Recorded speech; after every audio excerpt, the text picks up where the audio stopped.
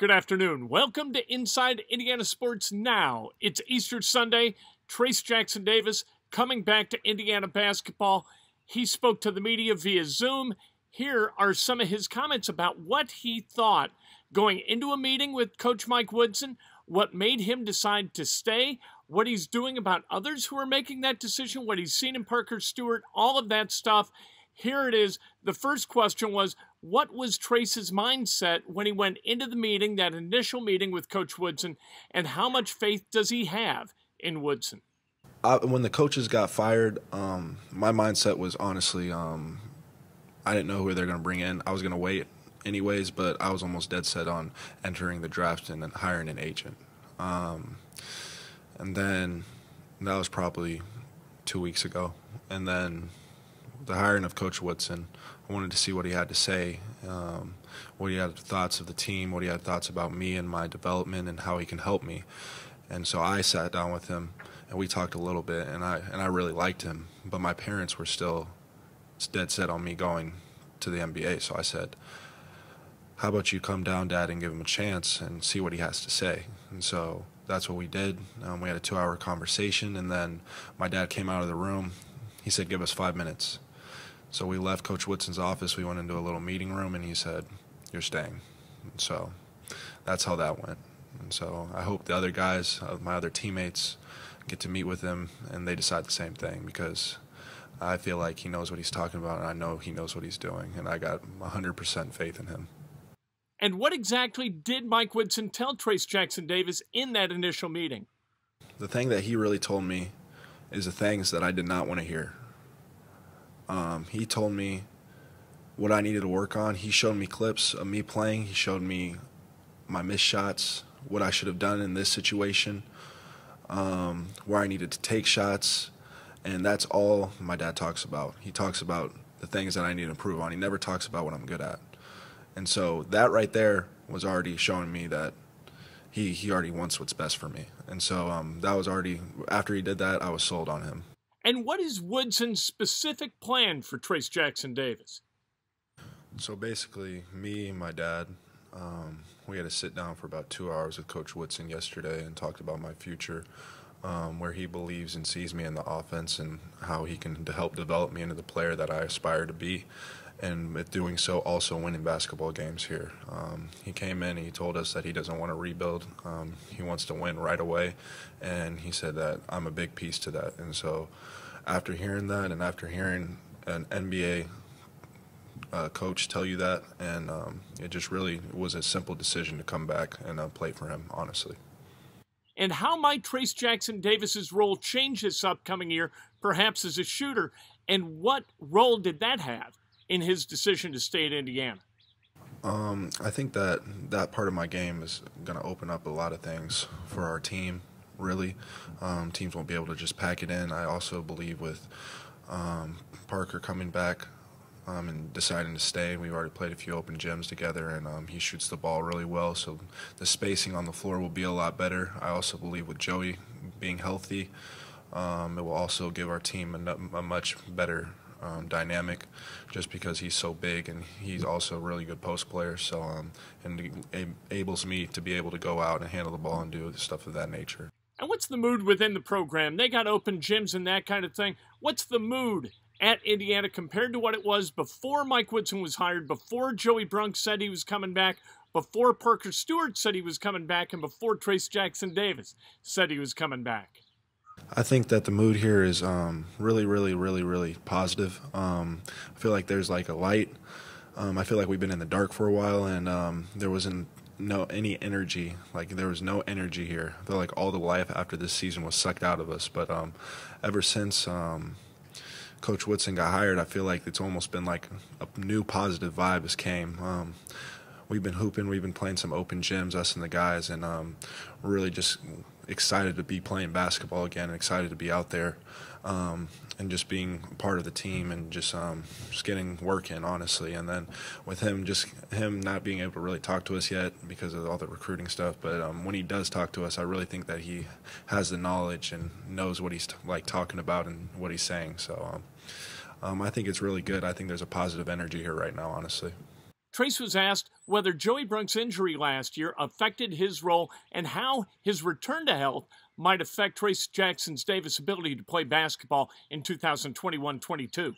Joey was a big part of it, just trying to play the role that Coach Miller needed me to play. So obviously I try to do that to the best of my abilities.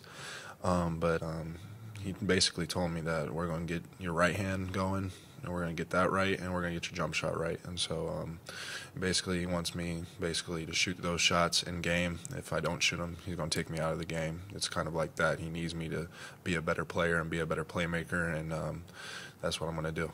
Trayce was asked about the development of a jump shot and whether he plans to use it more often this coming season. I feel like with my jump shot, I just have to have the confidence to take it.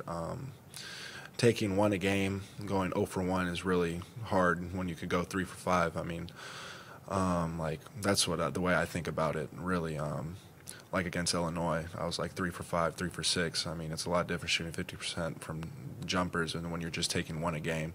And so just being able to have the confidence to shoot that ball, and I think that he's going to instill a lot of confidence in me. That's already what he's been telling me. And being able to handle the ball and be able to go to my right and using that as second nature to my left hand. So I have this as my left hand, and then my right hand is another thing that I can go to. So my left hand's my sure thing. My right hand is, oh, so you took that away. It's just right there. So that's what I need to get my development at, and I know that he's going to get that for me. I averaged 19 and 9 this year with strictly using my left hand. So being able to just open up my game even more, the sky's the limit, really. And what is Trayce telling teammates about the possibility of staying or going? How's he approaching kind of that role as a recruiter? Obviously, with my teammates, those are all my brothers. I want what's best for them, first and foremost. I'm going to support their decisions no matter what they choose. But I really feel like with the situation that we have going here, Assembly Hall being packed again, having fans back, being just able to play under a new style of offense, I really feel like there's no point to leave. I feel like all the necessary tools are right here at our disposal. We got an NBA coach coming in. I mean, what else do you want, if I'm being honest? So that's really my pitch. Obviously, they need to do what's best for them, but I want them here, all of them. Trayce was asked about what he's seen from Parker Stewart so far in open gyms. Parker is a hooper. Parker shoots the ball at a very, very, very high level. And I've already seen it. He can shoot it off the dribble. He can shoot spot up threes.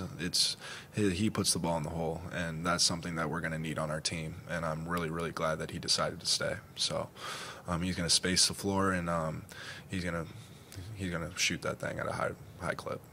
Trayce was asked about his sense of where Armon Franklin is and what he might choose to do. I've talked to him a little bit. I'm trying to give him his space. He needs to make a decision that's best for him, obviously, first and foremost. But I want him here, and I know he's iffy. He doesn't know. He's a guy that is more about trust. He's not a guy that take the leap of faith, and so he just really wants to hear what Coach Woodson has to say a little bit more before he makes his decision, and that's fine with me. He can take all the time he needs, but I know that I want him here, and I want to play with him this next year. And why does Trayce believe that Indiana might be heading toward what could be a special season? I feel like our freshman year, my freshman year in general, I feel like we were right there, 20-12. We were playing in the second round, about to play Penn State, who we just beat. Had a chance to make the tournament. I really think we had a really good shot. And then COVID just putting a damper on everything. And then coming back this next year with a lot of positive vibes, everyone was ready to go, and then Joey gets hurt. And then so that was a big thing that hurt our team. And then about 8 or 9 games in, Armon gets hurt. And so he's out for 7 games. He's our second leading scorer. And so it really shows that when adversity comes, you have to stick together. And so that's what we did. We stuck together. We didn't win games, but at the same time, we had all the pieces, and we were right there in most of the games. It wasn't like we were getting blown out every game. We had a chance to win all of the games that were on our schedule, and it just didn't happen. And sometimes it's the way that goes. But coming in this year, I feel like with Joey healthy, some new guys coming in, with some of the guys staying, we have a chance to do something really big and something that hasn't been done here in a while. And so that's where my head's at right now. Interesting question about what held the offense back last year. Trayce Jackson with an interesting answer. I think last year we struggled at times because we never really played up tempo. I feel like when we played up tempo, we were really good, and I feel like we were set oriented too much.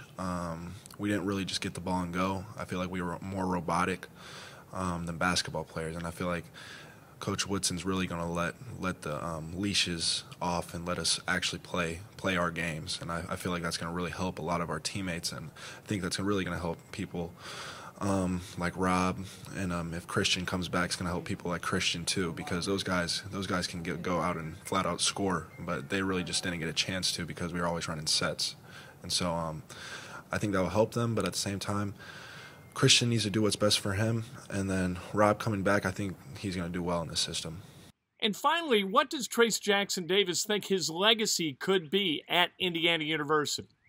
My legacy, I want to get Indiana basketball back on track. That's my goal. That's why I came back, because I believe in tradition.